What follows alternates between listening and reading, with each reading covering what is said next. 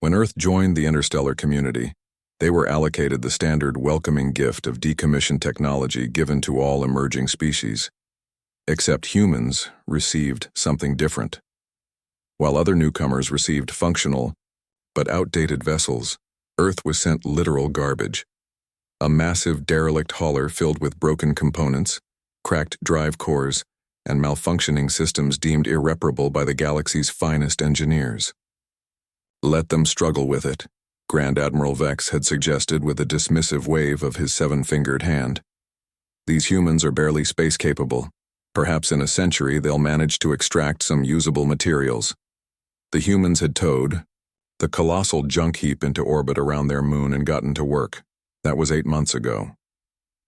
Now, Grand Admiral Vex stared at the tactical display in mounting horror as the vessel, once a worthless collection of scrap, bore down on the Io, Thoraxian invasion fleet with impossible speed and firepower. The ship registered as the Phoenix on all scanners, though Thoraxian communications chatter had already given it another name. Doom Carrier. How? He demanded, pounding his fist against the command console. Our engineers declared those drive cores unfixable. The weapon systems were completely gutted. Science Officer Trell nervously adjusted her sensory apparatus. The humans improvised, sir. On the main screen, the Phoenix executed a maneuver that should have torn it apart.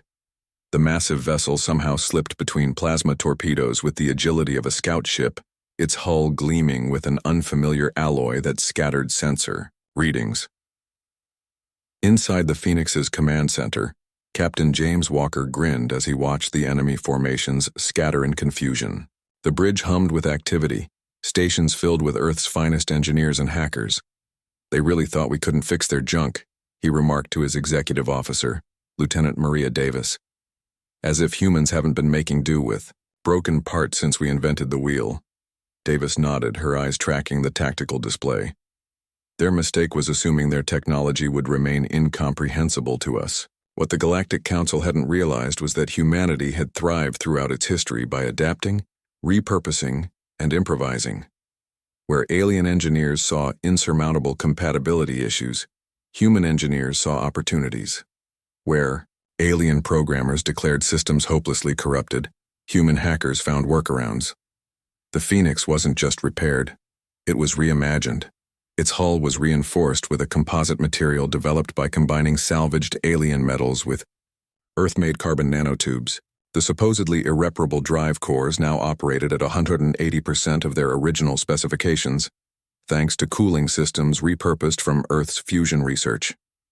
Weapon systems that had been stripped of critical components now fired innovative, hybrid munitions that combined alien energy technology with human ballistic principles.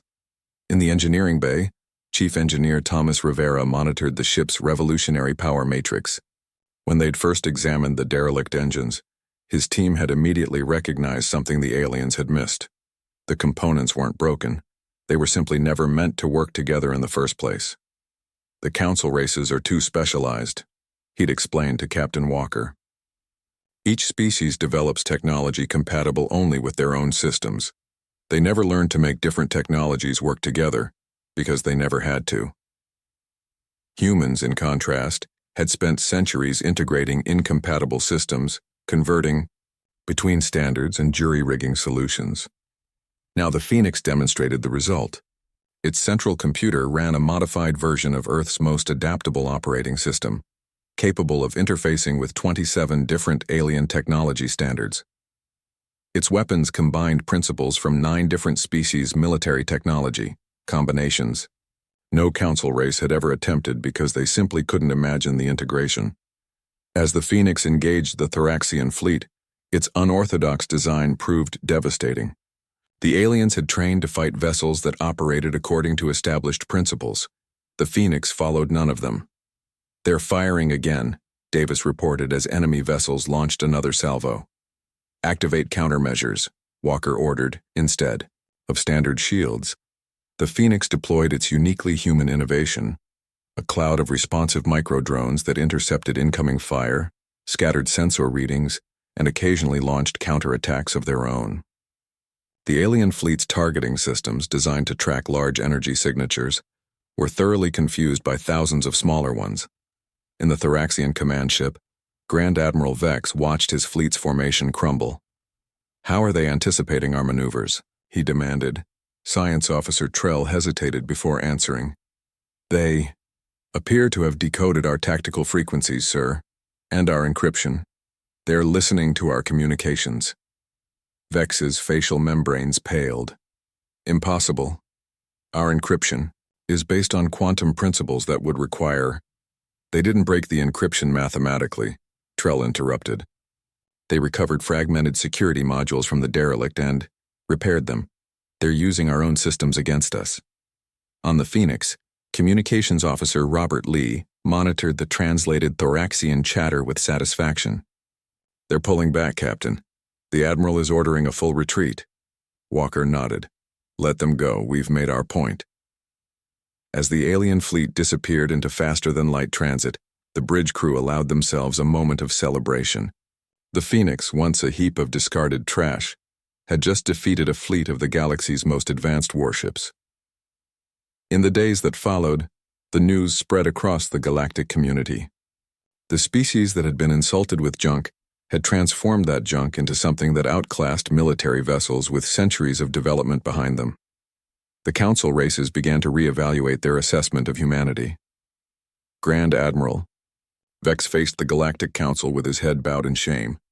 "We underestimated them, severely." The Council chairperson's voice was grave. "Indeed. And now we must deal with the consequences. A species that can turn our refuse into weapons that surpass our own." The chamber fell into uneasy silence. Meanwhile, Earth's shipyards were busy. The Phoenix had been just the beginning, a proof of concept. What humans could do with junk, they could do even better with proper materials, and they had learned so much from that first gift of trash.